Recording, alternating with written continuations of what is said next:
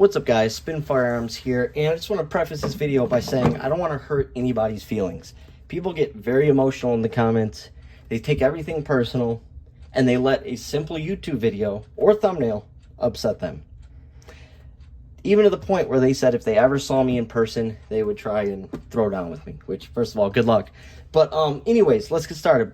Hit the like button, drop a comment down below, and subscribe. I'd really appreciate it. Hope you guys enjoy the content. Now right here is a Smith & Wesson Bodyguard 2.0. This is taking the market by storm. Not just this, but also the new shield, the metal carry comp, as well as the compact carry comp. I've shot all of them. The only one I haven't shot yet is the 4-inch Shield Plus, which we will be getting on this channel here shortly. Right now it's sort of a myth. Very few people have them and can get their hands on them. And it's smart by Smith & Wesson. It just draws out that attention, and the fact that people want it so bad, it just draws more people into wanting it. But the Bodyguard 2.0, today I got to shoot. We put a little over 100 rounds through it. It's still a little dirty. And man, absolutely love this thing. We're going to talk about it. But before that, there was something called the LCP Max. This right here is the upgraded version of the LCP or the LCP2. And this is basically a stack and a half, and it was a unicorn. 10+1 in this setup, even with the flush mag, but I like that pinky extension. It helps for a better pocket draw. But it was a unicorn. There was no other pocket 380s with the capacity of the LCP Max. So you got to respect them, and you got to respect Ruger. Even though I'm not the biggest fan of Rugers, I do have a bunch, and as of lately, none of them have caused me any issues at all. And this is the 300th anniversary edition, and that's why I put it in this video.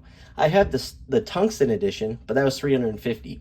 The LCP Max 75th anniversary edition in stainless, which in my opinion is way better. The trigger is better, the finish, the trigger, everything about it's better than the other tungsten version or just the original. And it's only $300.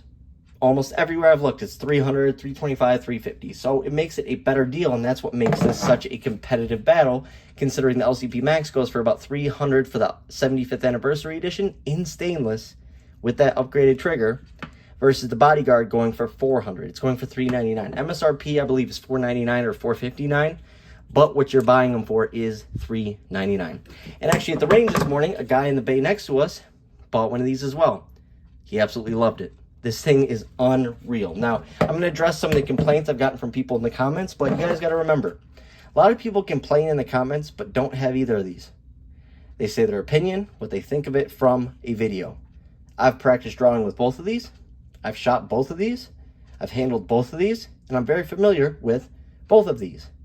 I dry fire practice every single day with a laser dry fire kit, and man, I really get to know these handguns. Now, the LCP Max, I love mine. We actually have two. We have a tungsten and the stainless. The $300 75th anniversary one is the best. It has awesome texturing on it and great ergonomics. I am very pleased with the ergonomics of the LCP Max. On top of that is a very shootable handgun. It is less recoil than the LCP and the LCP2. Also, it does lock back on the last shot. It is cleared and safety checked.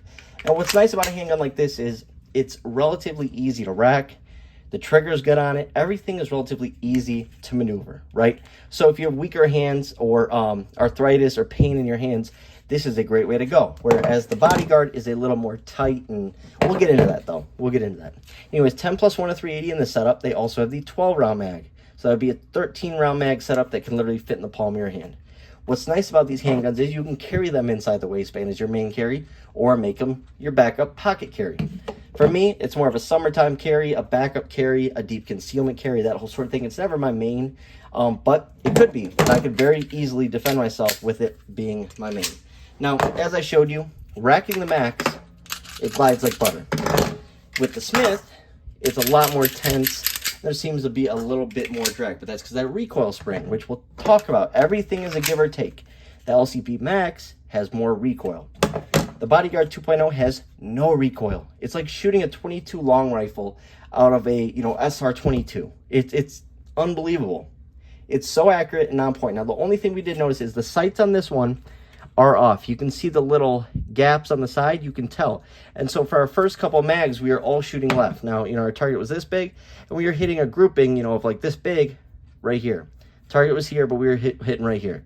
Once we adjusted, and made up for those sights, moved it over, and you're about as accurate as can be with this thing. So I just have to push those sights over a little bit, and then we're rocking. Both of them come with awesome sights. The sights on the LCP Max are a nice tritium front sight with a blacked out textured rear and a very nice U. The U on the textured rear of the Smith is so much wider. You see that? I actually give the sights to the LCP Max because there's more room for error. These are just easier to shoot. But these are great defensive sights, and with a pistol like this, you're pulling out of your gosh darn pocket and letting it go. You're point shooting. You're not going to be like, okay, let me find my sights. That just, it doesn't really happen like that, especially with little pocket pistols. I mean, it can, and it has, but rarely are you aiming. I want to also point out, someone said that they couldn't believe it was an optics cut. You guys, it's a pocket pistol. I will never put an optic on a pocket pistol. You can make this your main, but if you're going to do that, just get the Shield Plus. I mean, the Shield Plus is just so great. And in terms of the Shield Plus, I actually have the 30 Super Carry version coming within the next week or two for review. Now, I don't care about an optic on these. They're a pocket pistol. On top of that, someone said you need porting. No, you don't. It's a 380. This is the flattest shooting. It's so smooth, simple, and easy. Porting is just going to cause you to lose more power, and especially with a 380 like this, hollow points don't expand very well. It's such a short barrel with very little power. Yes, any round will hurt. Any round will, potentially stop someone, but I want as much power as I can, especially with a small firearm like this. So that's why you carry with Underwood Extreme Defender rounds, which are solid projectiles. And on top of that, just train with the handgun. Nobody needs porting for anything. Is it nice? Yes. On a 3.5-inch barrel, 3.7, 4-inch barrel, yes, it's great. Out of a 2.75 inch or whatever it is, you don't need any porting, guys. It's just going to make it a weaker handgun. And this Smith is about as flat shooting as possible for a handgun of this size because of that guide rod, low bore axis, high sitting beaver tail, and so on. They designed this so you do not need porting. Like I said, the LCP Max does have a noticeable amount more of recoil. That doesn't mean I don't like the LCP Max. I do like the Max. I like the finish on my 300th edition the best. But overall, Ruger has terrible finishes. Just like the barrels are terrible finishes, Smith & Wesson have some of the best finishes. So for pocket carry, that is ideal. You want Smith & Wesson's formula that they created because it does not rust. It barely breaks down at all. It is one of the best finishes. Now, racking the side, like I said, is a little bit harder on here, but that's part of the reason why it's such a flat shooting handgun. Trigger-wise, let's go ahead and take a look at it.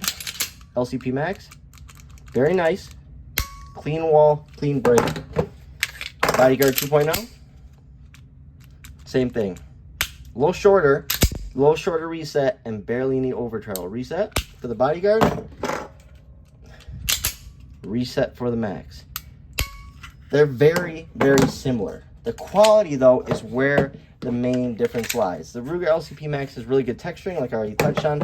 The texturing is flawless on the Bodyguard. This is perfect. It's everywhere. It's the whole entire handgun. Even the takedown lever has nice texturing.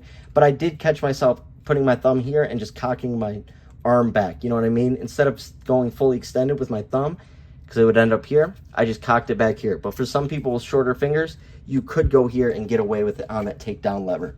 No malfunctions, no issues, no problems. 10 plus 1 in this setup, or 12 plus 1 in this setup. I do not have my 12-round mag right now for my LCP Max. So you could make this potentially a full, a first carry option, right? Your main carry. Even you get full 3-finger contact, and that's what they went for, right?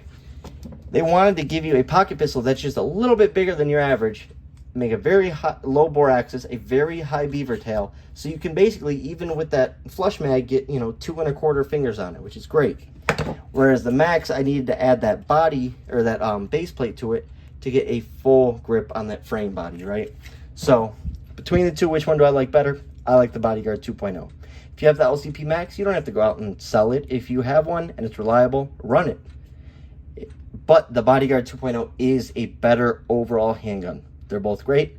They've both been reliable. I haven't had any issues. And I have like 750 rounds through my Tungsten Edition. This one, not as many, but the Tungsten Edition one's pretty beat up. But it's been flawless, and that's what matters. I don't really care about the look. But Rugers are a little more prone to rust, so for pocket carry, that can become an issue. Overall, like I said, I like the sights better on this. The trigger, like I said, they're pretty even. They're a little different, but pretty even. Overall ergonomics, I got to give to the Bodyguard 2.0. Finish to the Bodyguard 2.0. Texturing to the Bodyguard 2.0. But not by much, because the texturing is really good on the Ruger. It's just a quality thing for me. And also, look how skinny the Bodyguard is. It's crazy. Smith & Wesson really created an awesome, awesome pocket pistol that has everything you could ever want. It is literally perfect. A little bit longer, a little bit bigger, a little smaller than a Glock 42, but definitely bigger than the original pocket pistols, like the LCP and stuff like that. They're both awesome.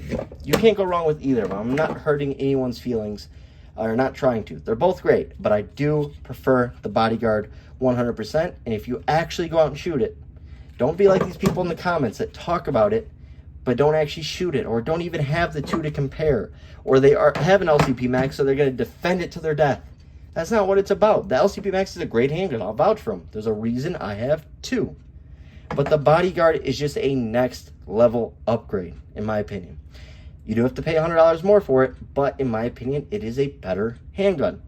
Now, this is what Ruger can do. Ruger can say, okay, they may have one-upped us on it. We're the only two handguns battling for this spot of a double stack or stack and a half 380. That's a pocket pistol. Let's throw something on this. Let's change this design. Let's maybe offer a 15-round mag. You know, there's so many things that Ruger can do right now to try and compete with the Bodyguard 2.0, because overall quality, the Smith has it 100%. The only thing about the Smith that I had an issue with is that sight being over. Just a little bit, just a little too much to shoot it 100% accurately. At the end of the day, they're both pocket pistols. They're get-off-me guns. They're not your go-to. They're not duty handguns, but they both do what they're supposed to do. That super low bore axis, short slide, high beaver tail just makes it a better shooting handgun. It just is what it is. The quality is just better. Now, I am going to be getting rid of one of my LCP Maxes so I can go out and buy a Bodyguard, because this is my buddies that I've been using and testing and training with. But I'm still going to hold on to my other LCP Max because I absolutely love them. So, no hate against the LCP Max, but the Bodyguard is a better handgun. But if you do like Rugers, go with the Ruger. Nothing wrong with that. They're both reliable and will defend your life, and I approve of both. I definitely would give them both my stamp of approval. So, hope you guys enjoyed the video. Hope nobody gets offended. Thanks for watching.